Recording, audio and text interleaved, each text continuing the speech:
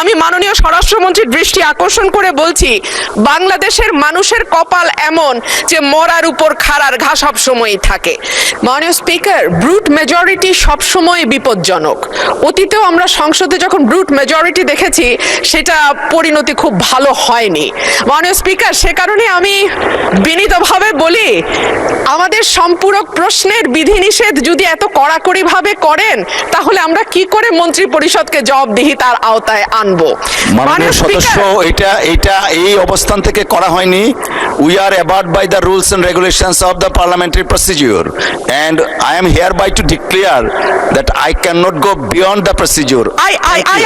I understand মাননীয় speaker, কিন্তু তারপরেও একটু যদি উদার হই তাহলে বোধহয় ভালো হয়। আমাদের মাননীয় স্বরাষ্ট্রমন্ত্রী, উনি অত্যন্ত দক্ষ যোগ্য ব্যক্তি।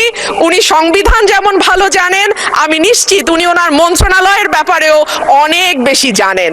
সে কারণেই একেবারে সম্পূরক প্রশ্ন ঠিক ওই মূল প্রশ্নের আঙ্গিকে না হলেও আমি মাননীয় স্বরাষ্ট্রমন্ত্রীর দৃষ্টি আকর্ষণ করে বলছি, বাংলাদেশের মানুষের কপাল এমন যে মরার উপর খাড়ার ঘা সব সময়ই থাকে। দীর্ঘ 15 বছর গুম, বিচার বহির্ভূত হত্যা, হেফাজতে নির্যাতন, নেতাকর্মীদের ধরে নিয়ে গিয়ে পা ভেঙে ফেলা, অসুস্থ করে দেওয়া, এই কালচার ছিল। এরপরে অন্তর্বর্তীকালীন সরকারের সময় মাননীয় স্পিকার, আমরা দেখলাম মব কালচার। 2024-এর সেপ্টেম্বর থেকে 2026-এর জানুয়ারি পর্যন্ত মাননীয় স্পিকার, আমাদের যেই পরিসংখ্যান সেটা বলছে যে 250-300-র উপরে মানুষ নিহত হয়েছে এই মবের খপ্পরে পড়ে। আমার মাননীয় স্বরাষ্ট্রমন্ত্রীর কাছে প্রশ্ন, যেহেতু একটা খারাপ কালচার বাংলাদেশে শুরু হয়েছে এবং আমি নিজেও 21শে ফেব্রুয়ারি সেটার একজন ভুক্তভোগী, সেটা বন্ধ করার ব্যাপারে সরকার কি মেজার নেবে এবং স্বরাষ্ট্রমন্ত্রী এই ব্যাপারে কি কি পদক্ষেপ নেবেন? ধন্যবাদ। ধন্যবাদ মাননীয় সদস্য। মাননীয় মন্ত্রী। মাননীয় স্পিকার, আপনাকে ধন্যবাদ। মাননীয় সদস্যকেও অনেক বেশি ধন্যবাদ দিচ্ছি। এই মব কালচারের ইস্যুটি একটা ডিফারেন্ট ডিবেট, আলাদা ডিবেট হতে পারত। যত পরিসংখ্যান তিনি দিয়েছেন 24-এর 5ই আগস্টের পর থেকে এই 26-এর জানুয়ারি পর্যন্ত, সে পরিসংখ্যানটা আমার কাছে নাই। তবে আমাদের কাছে অনুমান আছে। আমরা সরকারের দায়িত্ব পেয়েছি, আমি এটা ক্ষমতা বলতে চাই না, আমরা এই রেসপন্সিবিলিটিটা পেয়েছি। এই দায়িত্ব নেওয়ার পর থেকে আজকে আমরা প্রায় 45 দিনও এখনো হয় নাই, 1.5 মাস হয় নাই। এর মধ্যে ঠিক মব নয়, মবের মতো, কারণ এখানে ডেফিনিশন আলাদা করতে হবে। কোনটা গাইবান্ধার পলাশবাড়িতে থানায় গিয়ে হামলা, সেটা কি মব হবে? নাকি কোনটা 21শে ফেব্রুয়ারিতে মাননীয় সদস্যের উপরে হামলা হয়েছে, সেটা কি মব হবে? নাকি উত্তরা একটা বিজনেস সেন্টার, উত্তরা স্কোয়ার সম্ভবত নাম, সেখানে ঘেরাও করে দোকানপাট ভঙ্গ করেছে, সেটা কি মব হবে? সবকিছুকে মব বলা ঠিক হবে না। কিছু আছে সংগঠিত পরিকল্পিত অপরাধ, তার বিরুদ্ধে মামলা হয় এবং সেটা তদন্ত হয়, গ্রেফতার হয় এবং বিচারের জন্য সুপর্দ করা হয়। কিন্তু স্পষ্ট উচ্চারণ আমরা করেছি দায়িত্ব নেওয়ার পরে, বাংলাদেশে কোনো রকমের মব কালচার আর থাকবে না। রাস্তাতে যে কোনো দাবি নিয়ে মহাসড়ক সড়ক অবরোধ করে দাবি আদায়ের যে প্রবণতা ইন্টারিম গভর্নমেন্টের সময় দেখা গিয়েছে, ক্ষেত্র বিশেষে সেই গভর্নমেন্টের দুর্বলতার কারণে ইন্সপায়ার্ড হয়েছে, সেটাকে আমরা আর কখনো অ্যালাউ করব না। গণতান্ত্রিক প্রক্রিয়া হিসেবে দাবি থাকবে, সেই দাবির জন্য সংশ্লিষ্ট কর্তৃপক্ষের কাছে, মন্ত্রণালয়ের কাছে, ডিপার্টমেন্টের কাছে অবশ্যই দাবিনামা স্মারকলিপি দেয়া যাবে। সেজন্য জনমত সৃষ্টির জন্য সেমিনার, সিম্পোজিয়াম আয়োজন করা যাবে এবং প্রয়োজনে সেটা একটা জনসমাবেশের মাধ্যমে প্রকাশ করা যাবে এবং অ্যাসোসিয়েশন রাইট টু স্পিকস, এগুলো আমরা এনশিওর করব, সেটা করা যাবে। It's Democratic culture. কিন্তু মবের মাধ্যমে যেন আমরা সবাই এই সমস্ত দাবি আদায়ের প্রবণতা থেকে বেরিয়ে আসি। যখন সেটা মব হবে, মবের ডেফিনিশন আলাদা, স্পেসিফিক ক্রাইম হবে, ক্রাইমের ডেফিনিশন আলাদা। কোথাও থানায় গিয়ে আক্রমণ হবে সেটা আলাদা। আমি এই প্রসঙ্গটা এখানে তুলছি না, কারণ এটা একটা রাজনৈতিক বক্তব্য তখন হয়ে যাবে। কোনোদিন যদি সেই বিষয়ে কেউ নোটিশ দেয় সেটা করব, অথবা আমারও ইচ্ছা আছে 2-1 দিন পরে 300 বিধিতে আমি একটা বিবৃতি। মানে স্পিকার, খুব দুঃখের ব্যাপার, এতক্ষণ যা বললাম এখন আবার শেখ হাসিনা বলতে হচ্ছে। মাননীয় সদস্যবৃন্দ, আমি এখন মাননীয় স্বাস্থ্য পরিবার কল্যাণ মন্ত্রীর পক্ষে স্বরাষ্ট্রমন্ত্রীকে শেখ হাসিনা মেডিকেল বিশ্ববিদ্যালয় খুলনা সংশোধন বিল 2026 উত্থাপনের অনুমতি প্রার্থনার জন্য আহ্বান জানাচ্ছি। মানে স্পিকার, খুব দুঃখের ব্যাপার, এতক্ষণ যা বললাম এখন আবার শেখ হাসিনা বলতে হচ্ছে। আমি সালাউদ্দিন আহমেদ, মন্ত্রী, স্বরাষ্ট্র মন্ত্রণালয়, মাননীয় স্বাস্থ্য ও পরিবার কল্যাণ মন্ত্রীর পক্ষে প্রস্তাব করছি যে উত্থাপন করার জন্য শেখ হাসিনা মেডিকেল বিশ্ববিদ্যালয় খুলনা আইন 2021-এর সংশোধন কল্পে আনিত একটি বিল, শেখ হাসিনা মেডিকেল বিশ্ববিদ্যালয় খুলনা আইন সংশোধন বিল 2026 মহান সংসদে উত্থাপনের জন্য অনুমতি প্রার্থনা করছি। মাননীয় মন্ত্রী, আপনি বিলটি উত্থাপন করুন। ধন্যবাদ মাননীয় স্পিকার।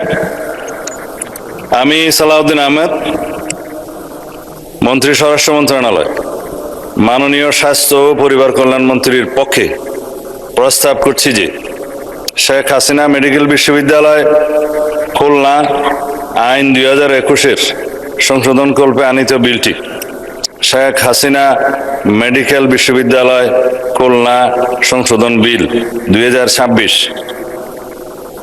উত্থাপন তো করেছিলাম মনে হয় মাননীয় স্পিকার, এখন অবিলম্বে বিবেচনার জন্য আপনি উত্থাপন করুন। মহান সংসদে উত্থাপন করছি মাননীয় স্পিকার। ধন্যবাদ মাননীয় মন্ত্রী। শেখ হাসিনা মেডিকেল বিশ্ববিদ্যালয় খুলনা সংশোধন বিল 2026 সংসদে উত্থাপিত হলো।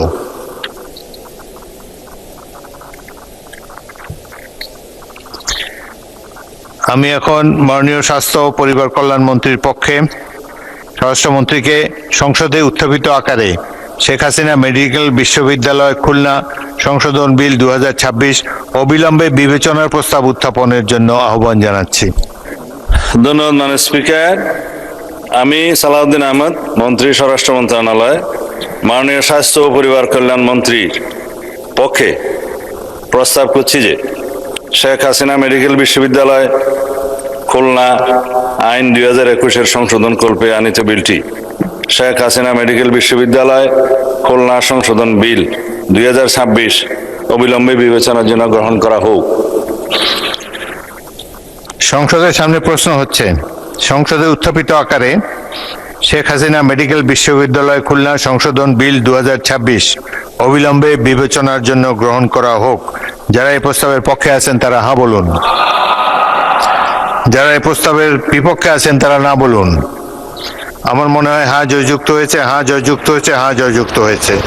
অতএব সংসদে উত্থাপিত আকারে শেখ হাসিনা মেডিকেল বিশ্ববিদ্যালয় খুলনা সংশোধন বিল 2026 সর্বসম্মতিক্রমে অবিলম্বে বিবেচনার জন্য গৃহীত হলো।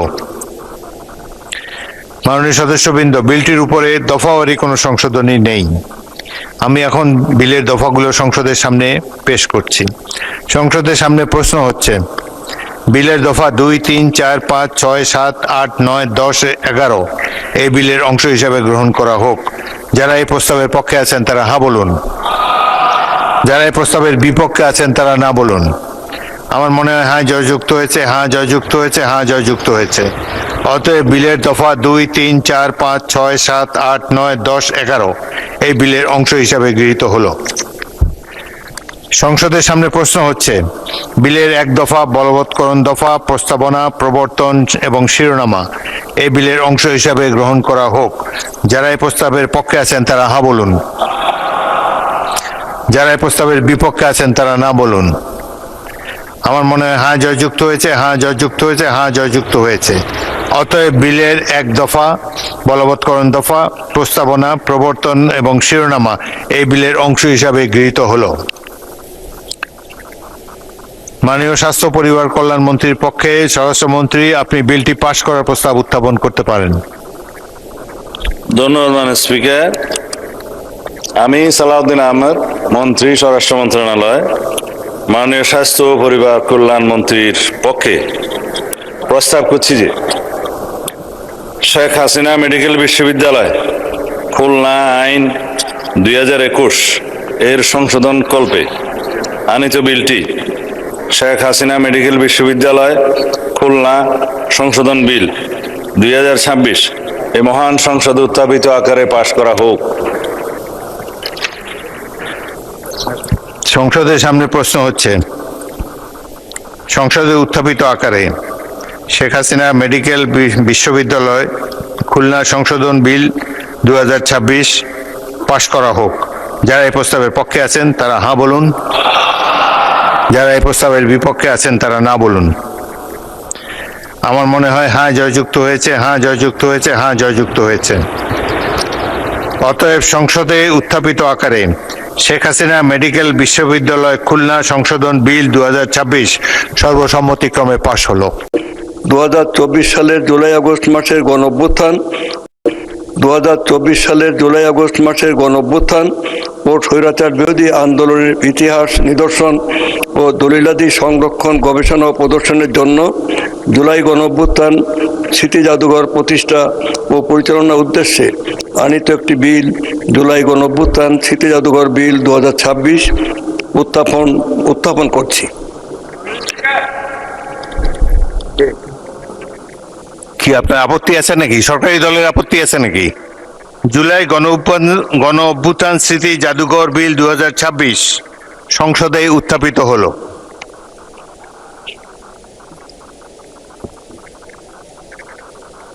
আমি এখন মাননীয় সংস্কৃতি বিষয়ক মন্ত্রী নিতাই রায় চৌধুরীকে সংসদে উত্থাপিত আকারে জুলাই গণ অভ্যুত্থান স্মৃতি জাদুঘর বিল 2026 অবিলম্বে বিবেচনার প্রস্তাব উত্থাপনের জন্য আহ্বান জানাচ্ছি। মাননীয় স্পিকার, আমি নিতাই রায় চৌধুরী সংস্কৃতি বিষয়ক মন্ত্রী প্রস্তাব করছি যে 2024 সালের জুলাই আগস্ট মাসের গণঅভ্যুত্থান ও স্বৈরাচার বিরোধী আন্দোলনের ইতিহাস, নিদর্শন ও দলিলাদি সংরক্ষণ, গবেষণা ও প্রদর্শনের জন্য জুলাই গণঅভ্যুত্থান স্মৃতি জাদুঘর প্রতিষ্ঠা ও পরিচালনার উদ্দেশ্যে আনিত বিলটি জুলাই গণঅভ্যুত্থান স্মৃতি জাদুঘর বিল 2026 অবিলম্বে বিবেচনার জন্য গ্রহণ করা হোক।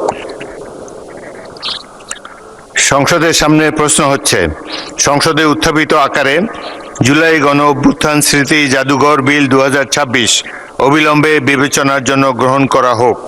যারা এই প্রস্তাবের পক্ষে আছেন তারা হ্যাঁ বলুন, যারা এই প্রস্তাবের বিপক্ষে আছেন তারা না বলুন। আমার মনে হয় হ্যাঁ জয়যুক্ত হয়েছে, হ্যাঁ জয়যুক্ত হয়েছে, হ্যাঁ জয়যুক্ত হয়েছে। অতএব সংসদে উত্থাপিত আকারে জুলাই গণ অভ্যুত্থান স্মৃতি জাদুঘর বিল 2026 অবিলম্বে বিবেচনার জন্য গৃহীত হলো।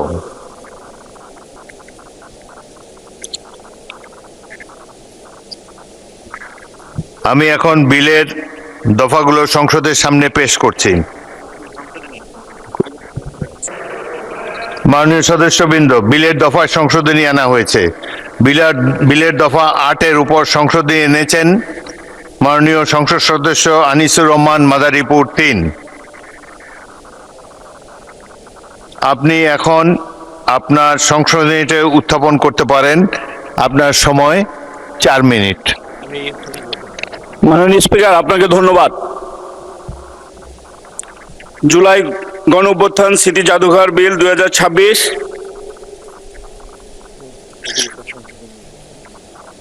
আমি এই সংশোধনী মাননীয় সদস্য, আপনি 3টি সংশোধনী দিয়েছেন, 6 মিনিট বলেন। এই জুলাই আন্দোলন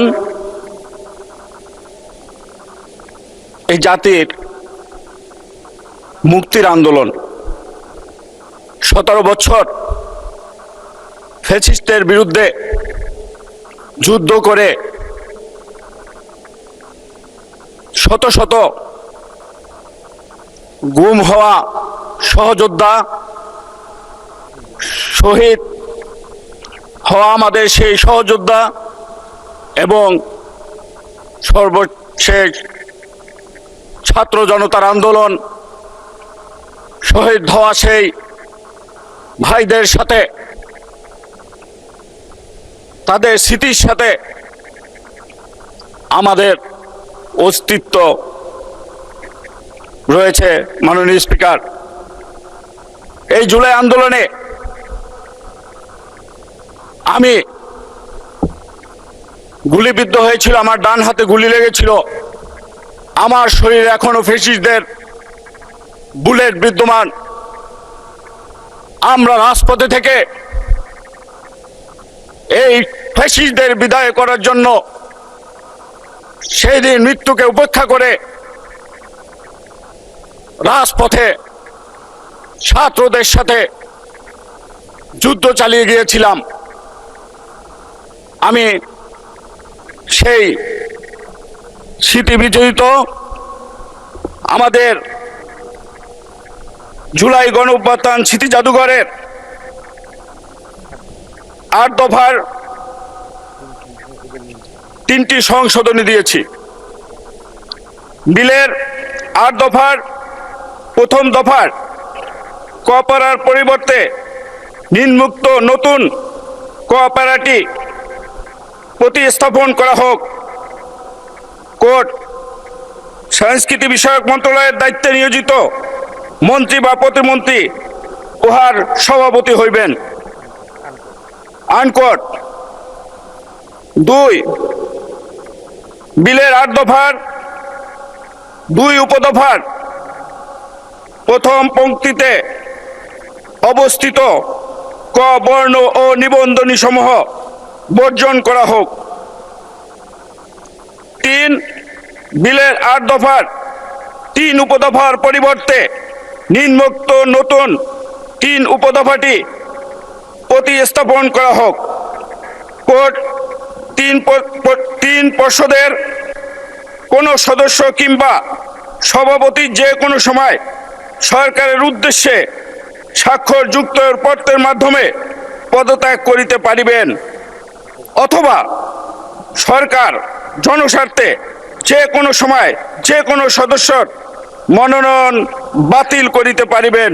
আনকোট। মাননীয় স্পিকার, আপনাকে ধন্যবাদ। আমি এখন মাননীয় সংস্কৃতি বিষয়ক মন্ত্রী নিতাই রায় চৌধুরীকে তার বক্তব্য রাখার জন্য আহ্বান জানাচ্ছি। মাননীয় স্পিকার, জুলাই গণঅভ্যুত্থান আমাদের দেশের ইতিহাসে রক্তের লিখিত এই মহাকাব্যিক ব্যঞ্জনা সম্পন্ন যে অভ্যুত্থান, এটা আমাদের সবারই স্মৃতিতে চির জাগরুক হয়ে থাকবে। এই জুলাই অভ্যুত্থান একদিনে হয়নি মাইলর্ড। সেই 1952 সাল থেকে শুরু করে 1952 সালের ভাষা আন্দোলনের মাঝ দিয়ে দেশের মানুষের আত্মত্যাগ এবং বিপুল বীরত্ব অর্জনের মাঝ দিয়ে জয়লাভ করা, এবং 69-এর গণ অভ্যুত্থান, 69-এর গণ আন্দোলন, 71-এর স্বাধীনতা যুদ্ধ, এবং সেই স্বাধীনতা যুদ্ধে মাননীয় স্পিকার আপনি নিজে সম্মুখভাগে লড়াই করেছেন, যুদ্ধ করেছেন, বিজয় অর্জন করেছেন, এবং শহীদ জিয়ার দক্ষিণ হস্ত হিসেবে আপনার নামও ইতিহাসের পাতায় পাতায় লেখা থাকবে। এরপর গত 18 বছর আমাদের দেশে আমরা এবং ওদিকে যারা আছেন আমরা সবাই মিলেই 18 বছর ফ্যাসিবাদ বিরোধী আন্দোলন সংগ্রাম করেছি। আমরা রাজপথে রক্ত দিয়েছি। আমাদের একই সাথে আমাদের শত শত মানুষকে গুম করা হয়েছে, খুন করা হয়েছে, হত্যা করা হয়েছে, মায়ের সামনে থেকে তার সন্তানকে ধরে নিয়ে যাওয়া হয়েছে, এবং সেই কান্নার ইতিহাস আমাদের দেশের বীরত্ব গাথার ইতিহাস আমাদের দেশ মাইলট। তারপরে এই জুলাই গণ অভ্যুত্থান, জুলাই গণ অভ্যুত্থানে আমাদের দেশের ছাত্র জনতার যে বীরত্বপূর্ণ লড়াই সংগ্রাম ছিল, এবং সেই লড়াই সংগ্রামের মাঝ দিয়ে ফ্যাসিবাদী শক্তির পতন ঘটেছে এবং বাংলাদেশে একটা নতুন সূর্যের উদ্ভব হয়েছে। মাই লর্ড, এই নতুন বাংলাদেশকে আমরা অবশ্যই মাথা তুলে দাঁড়াতে চাই। আমরা পৃথিবীর বিরুদ্ধে আমরা চাই একটি অন্তর্ভুক্তিমূলক একটি অখণ্ড সমাজ। আমরা বিভাজন চাই না, আমরা বিভক্তি চাই না মাই লর্ড। আমাদের দেশে মানুষের ভিন্ন আদর্শ থাকতে পারে, ভিন্ন মত থাকতে পারে, ভিন্ন গণতান্ত্রিক পরিস্থিতি থাকতে পারে। এইটাই মাই লর্ড গণতন্ত্রের সৌন্দর্য। আমরা চাই মাই লর্ড, এই বৈচিত্র্যের মাঝে আমরা ঐক্য চাই। আমাদের দেশে যে বৈচিত্র্যময় যে সমাজ এবং শ্রেণী বিভক্তি সমাজ, এখানে আমাদের পাহাড়ি জাতিগোষ্ঠী আছে, নৃতাত্ত্বিক গোষ্ঠী আছে, বাঙালি আছে, বিভিন্ন শ্রেণী পেশা, বিভিন্ন ধর্মের মানুষ আছে, সব মিলে আমাদের পরিচয় মাই লর্ড আমরা Bangladeshi. This parliament my lord, parliament is the highest authority of the nation.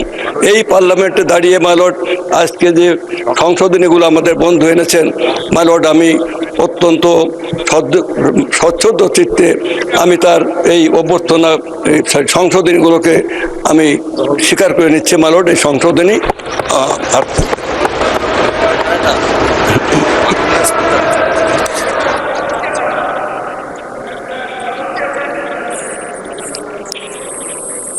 এই পর্যায়ে তো আপনার লিখিত কোনো আপত্তি দেন নাই, তো এখন মৌখিক আপত্তি দেওয়া যাবে না।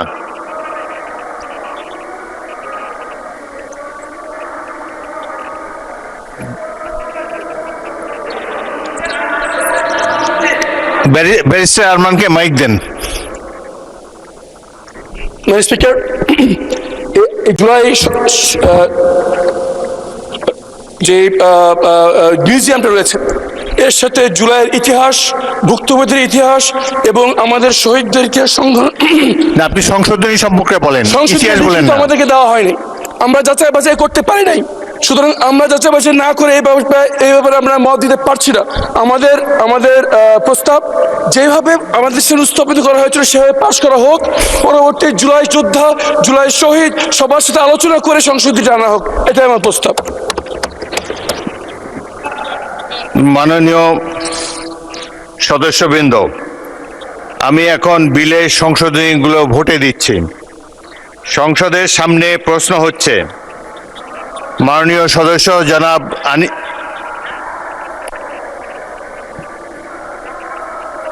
মাননীয় সদস্যবৃন্দ, এই সংসদ তো আইন কানুন এবং রেওয়াজের উপরে চলে, আপনাদের সংশোধনী দেওয়া উচিত ছিল। জনাব আনিসুর রহমান মাননীয় সদস্য সংশোধনী দিয়েছেন, আপনারাও ইচ্ছা করলে সংশোধনী দিতে পারতেন। এখন আইন প্রণয়ন স্টেজে থার্ড রিডিং এর সময় এই সময় সংশোধনী ছাড়া, লিখিত সংশোধনী ছাড়া, উত্থাপন করা ছাড়া এখন এগুলো বিবেচনা করতে পারছি না বলে আমি দুঃখিত। আমাকে এখন মাননীয় চিফ হুইপ বলুন। মাননীয় স্পিকার, মাননীয় বিরোধী দলের বন্ধুদের বলবো, 3টা সংশোধনী এসছে। আমি আপনাদের আপনি শোনেন, আগে শোনেন, তারপরে আবার কথা বলি, তারপরে আপনার যদি কোনো বক্তব্য থাকে বলবেন। আপনি শোনেন, সংশোধনী হয়েছে এখানে সরকার কর্তৃক নিজে 8-এর 1-এর ক, আপনার কাইন্ডলি দেখেন, বসে দেখেন, আপনি বসে তো অসুবিধা নেই, বসে 8-এর 1-এর ক লেখা আছে, সরকার কর্তৃক নির্ধারিত শর্তে নিযুক্ত শিক্ষা, ইতিহাস, সাহিত্য, সংস্কৃতি ইত্যাদি মানসিক ব্যক্তিগণ এটা সভাপতি হবেন। সেখানে সংশোধনী এসছে এই সংস্কৃতি বিষয়ের মন্ত্রণালয়ের দায়িত্ব নিয়োজিত মন্ত্রী, যেহেতু মন্ত্রী আছে অথচ কেউ নাই, সেইখানে বাইরে একজন লোক না এসে এই কাজটা যেহেতু মন্ত্রী করবেন, সেই জন্য মন্ত্রী অথবা প্রতিমন্ত্রী এটা দায়িত্বপ্রাপ্ত, মানে সভাপতি দায়িত্ব পালন করবেন। এই একটা সংশোধনী। 1 2 নম্বর একটা সংশোধনী আসছে যে ওইটা দেখবেন 8-এর 3 নম্বর, 8 ধারার 3 ধারা, পর্ষদের কোনো সদস্য কিংবা সভাপতি কোনো সময় যে কোনো সময় সরকার উদ্দেশ্যে স্বাক্ষরযুক্ত পত্রে পদত্যাগ করতে পারবেন, এইটুকু লেখা আছে। আচ্ছা, এই কথাটা লেখা আছে। আর এখানে সংযুক্ত করা হয়েছে, অথবা জনস্বার্থে যদি সরকার মনে করেন কেউ বাদ দিতে হবে, তা বাতিল করা হবে, বা তাকে বাতিল করা যাবে। 2টা শুনে আমার কথা শুনেন। আর 3 নম্বর হলো যে এইখানে বলা আছে, 2 ধারায় বলা আছে, এর দফা ক, স, জ, ঝ এবং ইয়। কতে আছে যে ওই যে সাংস্কৃতিক মন্ত্রণালয়ের যেসব বাইরের লোক এসে সভাপতিত্ব করবেন, সেইখানে যাতে না হয় সেই জন্য ক ধারাটা মন্ত্রণালয় যদি থাকে, তা মন্ত্রী এবং প্রতিমন্ত্রী যদি কেউ থাকেন তারাই দায়িত্বটা পালন করবেন। এইটা বাতিল করা হয়েছে, এইটুকু করা হয়েছে। এইটা পরিবর্তনটা এরকম করা হয়েছে, যেহেতু সকল মন্ত্রণালয় আপনি একটা কাজ করবে, সেখানে মন্ত্রী যদি দায়িত্বপ্রাপ্ত না থাকে। আচ্ছা 1 মিনিট, আচ্ছা দলীয়করণ, সকল মন্ত্রণালয় তো দল দিয়ে চলছে, কোন মন্ত্রণালয় দলের বাইরে আছে? আচ্ছা, সকল মন্ত্রণালয় আচ্ছা আপনার আচ্ছা একটা মাননীয় স্পিকার আপনার মাধ্যমে জানাতে চাই, সকল মন্ত্রণালয় একজন মন্ত্রী দিয়ে চলে, সকল মন্ত্রণালয়গুলা। এবং এখানে যদি কোনো প্রতিষ্ঠান করি, সেই প্রতিষ্ঠানের স্বায়ত্তশাসিত ইত্যাদি ইত্যাদি সেটা ব্যাপার, কিন্তু মন্ত্রণালয় সিদ্ধান্ত হবে, এক্সিকিউশন হবে মন্ত্রণালয় দিয়া, কাজটা হবে মন্ত্রণালয়, সিদ্ধান্ত নেবে মন্ত্রণালয়। মন্ত্রণালয়ের মন্ত্রী থাকলো না, বাইরে একজন লোক বসলো, শেষ কি সিদ্ধান্ত নেবে? সেইখানে যাতে মন্ত্রী সিদ্ধান্ত নিতে পারে এবং এই জুলাই যোদ্ধাদের ব্যাপারে রিয়েলি সম্মান প্রদর্শন করার জন্য যেসব কাজ তাতে তো মন্ত্রী করতে পারে, করাবার জন্যই কিন্তু মাননীয় এই মানে কি বলে সংশোধনী আনা হয়েছে।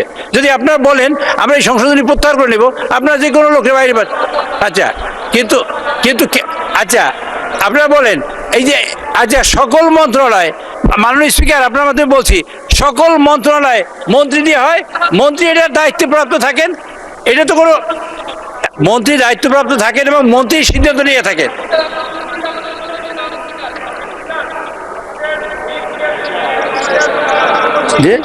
মাননীয় চিফ হুইপ, মাননীয় স্পিকার এই পর্যায়ে আপনি মাননীয় স্পিকার এই পর্যায়ে বিলের এই রিডিং পর্যায়ে যা হয়েছে যেভাবে হয়েছে, আপনি মাননীয় স্পিকার বিলটি পাশ করার জন্য আপনার অনুমতি প্রার্থনা করছি।